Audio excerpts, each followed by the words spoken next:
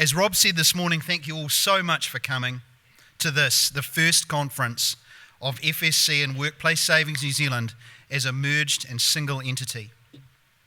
And thank you to all of those who shared their ideas and their insights on where we are now and how we need to evolve as an industry to best serve our clients and our wider community. As Richard said this morning, we've sought to give you actionable insights and ideas, and we do hope we're hitting the spot. Our pursuit of well-being as a country is a serious endeavour with financial, human, social and environmental dimensions. It is not a passing fad. It will fundamentally change New Zealand. We do need to work on repairing our own social licence, as Minister Robertson noted this morning, but let's challenge him in return. The regulation we're facing into, pursuant to, for example, the Conduct and Culture Review, is characterised as smart regulation. So let's hold the government to that. Let's keep it principles-based and enabling, as well as customer-centric. I was privileged to witness a fantastic panel discussion this morning about wellbeing in Aotearoa, and I was really struck by how consistent all the speakers' core messages were around what is wellbeing. Craig Mulholland, financially, it's about a sense of being in control. Angie Mentis, in a word, a sense of security. Nick Stanhope, a sense of ownership and setting some ambitions. Jazz Thornton, it's having healthy connections, both familial and social. Christine Brotherston, it's having time to connect, to rest, to build resilience. And Catherine Jackson, it's being equipped to cope. Those are all areas where we as an industry have so much to contribute. We commend all of our plenary speakers for the wellness initiatives they are pursuing for their own employees, for their clients, the community, and in Jazz's case, young people's wellbeing in particular.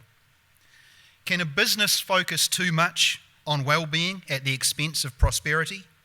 No. Prosperity, as we heard today, is a function of well-being. In his 2019 letter to CEOs entitled Purpose and Profit, BlackRock's Larry Fink notes that our recent entry into a fragile, late cycle, let's face it, financial environment, with its increased volatility, has created numerous incentives to maximise short-term returns at the expense of long-term growth.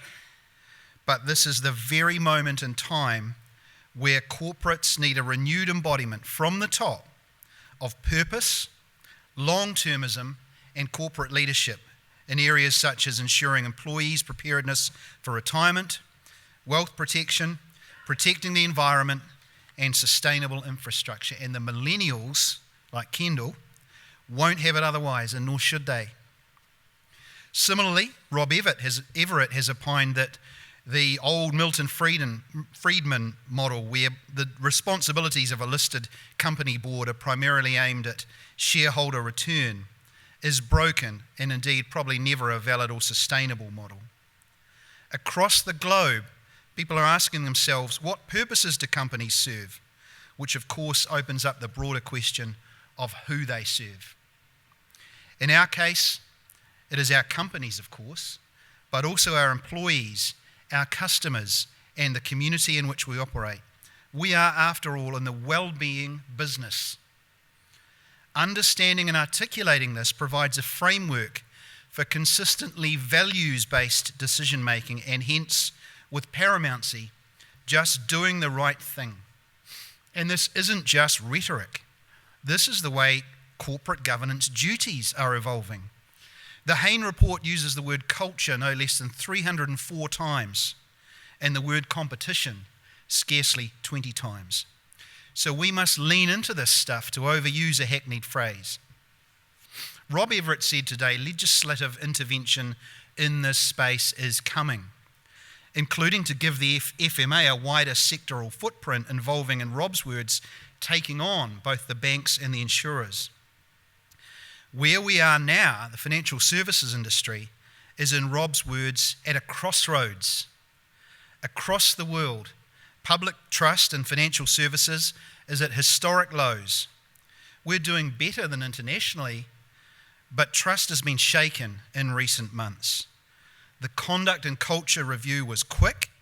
It was based on a high trust model on the regulator's part, but revealed sloppiness, inattention to client-centric conduct and culture, and there are more unfortunate headlines to come. So we cannot take the confidence of government, regulators, and the public for granted. But on a positive note, trust in financial services can be repaired, it can be maintained, and it can be supported. And the FMA today evinces a clear willingness to help us achieve that. And I think I heard Rob voice some confidence. We will, and I share that confidence. I want to do a big shout out, last of all, to all of our techies. The Dragon's Den breakfast this morning, which I was privileged to attend, was extraordinary. To all the presenters, you have inspired each of us to think like a startup. We saw 10 presentations this morning from 10 startup companies of 3 minutes each. They were astonishing. The PowerPoint pointer didn't work, which was the definition of irony, but there was a waterfall of stats and buzzword phrases which just set my hair on fire. The speakers responded, what's left of it. The speakers responded magnificently. We heard from International Workplace Group, Planalytics, Fund a Future, Kernel, Heartbeat, and Milton, your performance was easily the most comedic. From Probiotics, where we heard about our dream colleague, a robot who never disgraces himself at the annual office knees up. Quantafeed, wealth care for the mass affluent. Centro, group insurance as a team sport. Delta, with its protection against the looming cyber iceberg. I absolutely love that expression. And Decreed, financial advisor training with the NZQA approval. I commend all of our Tech Alley attendees to all of you here, and we thank them for what they've added to our conference.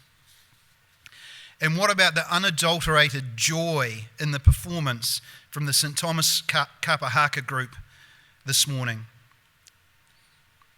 And one Gabriella Clippin included. I felt so uplifted, and we thank them all again for a beautiful performance. Kia ora again, Whaia Vicky. So let's have a big night and just an awesome office party tonight, when we'll celebrate team and individual excellence and contributions to our industry. Enjoy the amazing Hipstomatics network, fill our boots, fill our hearts, and fill our buckets. And the call of the day is from the amazing Vanya Thomas. Whaia te mātauranga hei, oranga mo koutou. Seek after learning for the sake of your well-being. I'll see you back here from 7:30 p.m. Mā te wā, and noho ora mai rā. May you be well. Thanks, everybody.